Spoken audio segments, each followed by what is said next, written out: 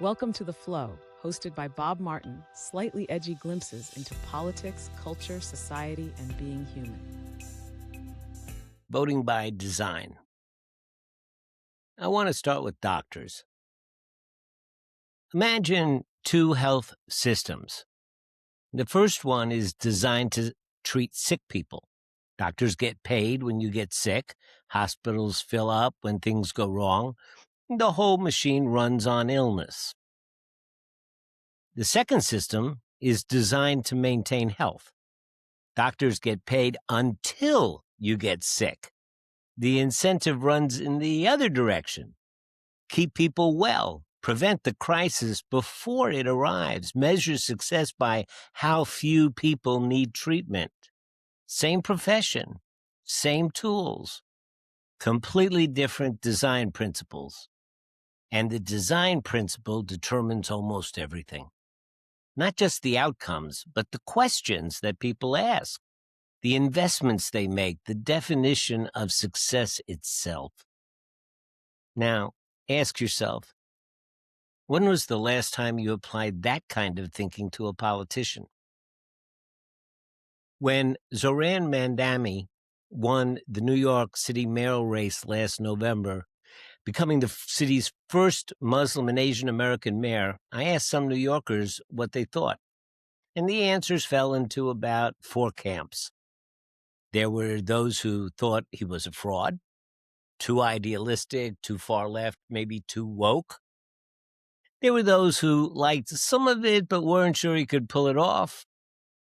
Of course, there were the true believers, his supporters, and then there were the cynics. Now, the cynics were thoughtful people, and they thought his ideas were basically good, but that he didn't stand a chance of achieving them. Just another politician with a gift for inspiring language and a limited gift for governing reality. And their skepticism wasn't cheap. It was won and earned by a lifetime of expectations and disappointments, but they were all asking the same question. And I want to suggest it was the wrong one. The question was, can he do it? But maybe the better question is, what is this thing designed to do? This thing that he wants to create? What is it designed to do? He ran on free city buses, a rent-free, city-owned grocery stores, universal childcare, a $30 minimum wage. Now, you can agree or disagree with any of those specifics, but step back and ask the design question. What kind of city is this platform trying to build? What does success look like in the world this man is trying to create? The answer is a city where the cost of living doesn't grind ordinary people into the pavement, where a working family can afford to stay, where the public infrastructure actually serves the public. And that's a design principle. And the question worth asking is not whether every specific proposal survives the city council.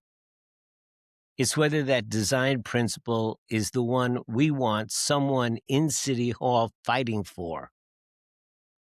Now, I want to say something to the cynics, and I say this with genuine respect, because skepticism is not a character flaw, it's a form of intelligence. But there is a version of cynicism that crosses a line. It uses the impossibility of perfection as a reason to withhold support from anything that's imperfect. They say, I will wait until someone proves they can deliver before I give them my energy.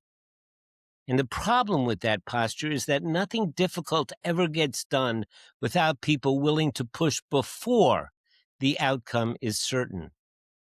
In Europe, students are supported before they prove their worth. Parents have dreams for their children that those children may never fully achieve. But good parents keep supporting anyway. They don't fatigue, they don't give up, because the possibility of the dream is so fervent, so intense, that they can't bring themselves to stop. The civil rights movement didn't wait for guaranteed results, it had a dream. The disability advocates who got curb cuts into every sidewalk in New York City did not wait for a cost-benefit analysis. They showed up, argued, pushed, and made something that now seems so obvious we have forgotten it was ever even a fight.